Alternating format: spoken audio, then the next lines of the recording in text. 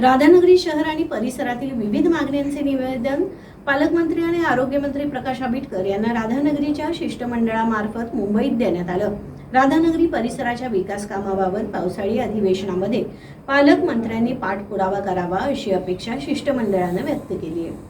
राधानगरी शहर आणि परिसरातील विविध मागण्यांचे निवेदन पालकमंत्री आणि आरोग्यमंत्री प्रकाश आंबेडकर यांना राधानगरीच्या शिष्टमंडळामार्फत मुंबईत देण्यात आलं।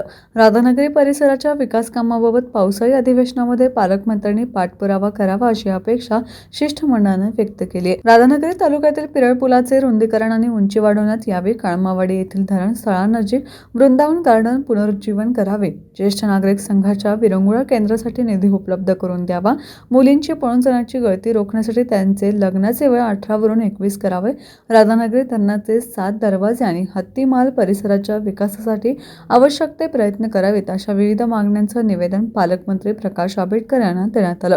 या शिष्टमंडळात कार्यकर्ते दीपक शेट्टी, अनिल बडदारे, राधानगरी तालुका शिवसेना शिंदे गटाचे प्रमुख तानाजी चौगुले, वकील अभिजित उपरीकर, ग्रामपंचायत सदस्य संजय मुरुगडे, सचिन पालकर, प्रवीण मसूरकर, किशोर पाटील इत्यादी उपस्थित होते। टीव्ही नेक्स्ट मराठीसाठी विजय बकरे।